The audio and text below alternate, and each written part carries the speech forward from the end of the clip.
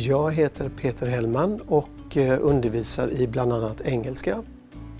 Idag ska jag träffa en elev som går i en förberedelsegrupp som vi har här på skolan. En flicka från Syrien som är 10 år gammal.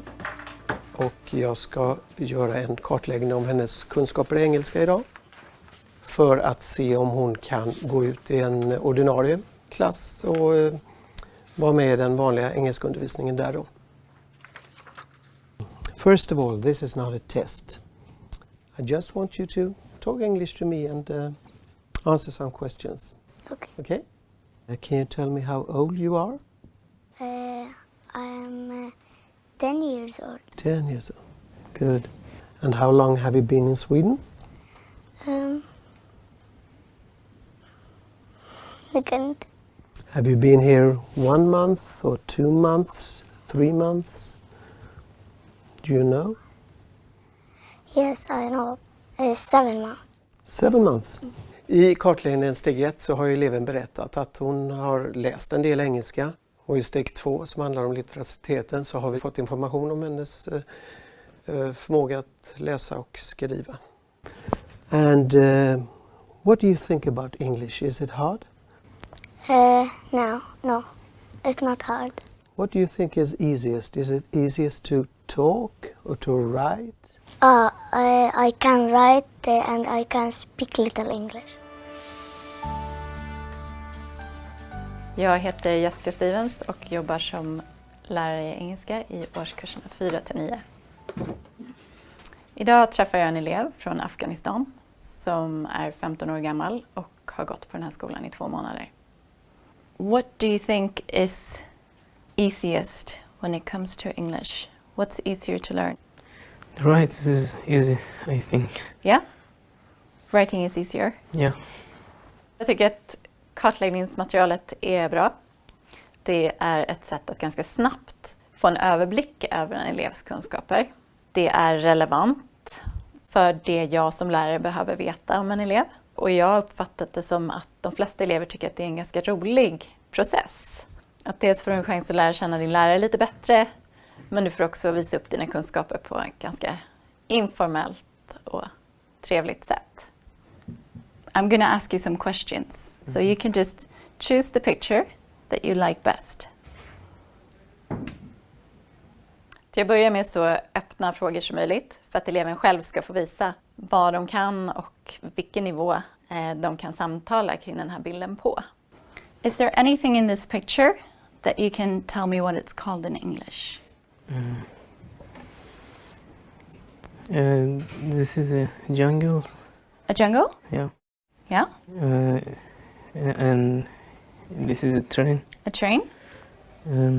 And birds. Those are birds? And hen. Hen, very good. This is a hen, yeah. Cows. Cows?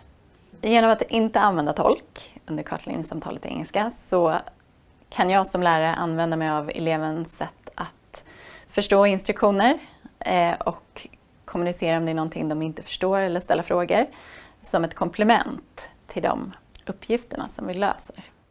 I want you to choose one of these pictures and then we can talk about that picture. This. That one. The city. Good. Now, is it okay if I record you on this phone? Yes. If I record the conversation? Good. Vid bildsamtalet väljer jag att spela in samtalet så att jag kan lyssna på det en gång till i lugn och ro och fylla i observationsschemat efter samtalet. What are these people doing? Can you see what they are doing? She eat They are eating, very good. And drink water or coffee. yes, I think so too. Water or coffee. And can you see a boy on a skateboard? Boy? Yes, a boy. I think it is a boy on a skateboard.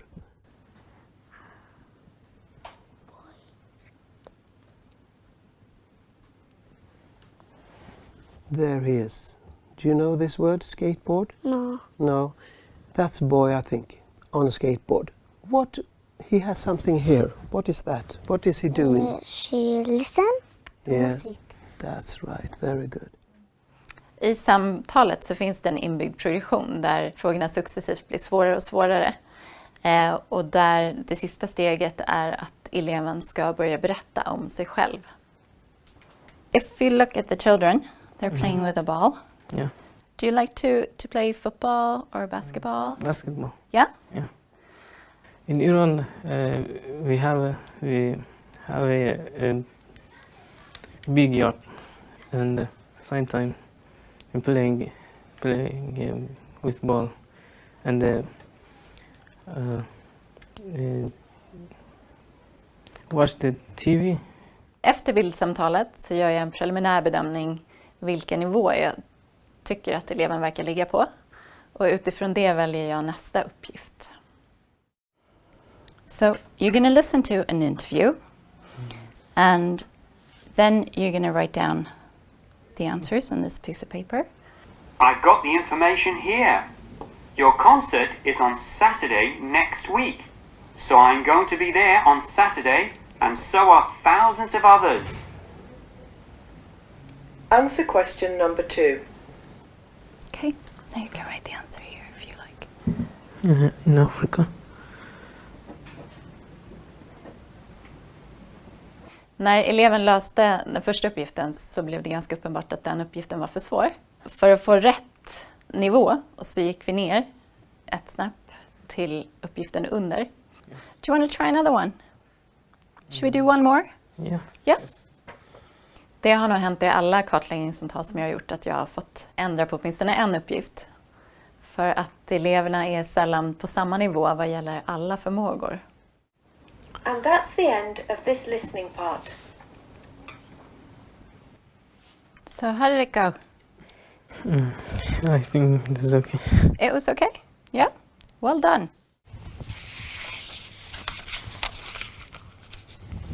Number 2. Look and listen. Today, the sun is shining. It's a nice day for a walk. Vi vill ju i det här samtalet ta reda på vad är det eleven kan, inte vad eleven inte kan i första hand. Jag valde en ganska enkel hörförståelseuppgift för att hon skulle känna att det här klarar jag av och det här är lätt. Så att jag ville utgå ifrån det. Jag visste att det skulle gå ganska bra. Och sen så prövade jag en lite svårare. Well, you just missed the first part of the maths lesson.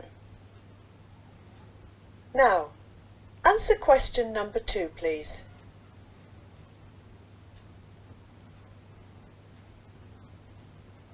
Okay, ready? Just take a guess. Take a guess. Look at question number 3.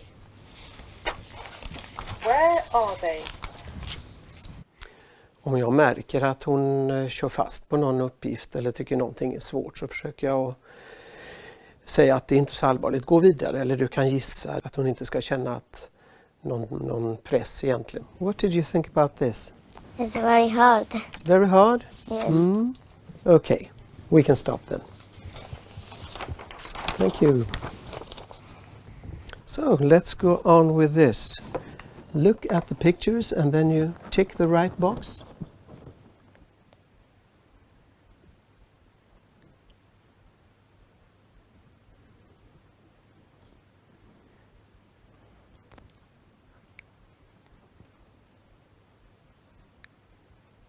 När det gäller läsförståelsen så började jag på samma sätt som med hörförståelsen med en lite enklare uppgift och jag märkte att hon kunde det här och det var ganska enkelt för henne.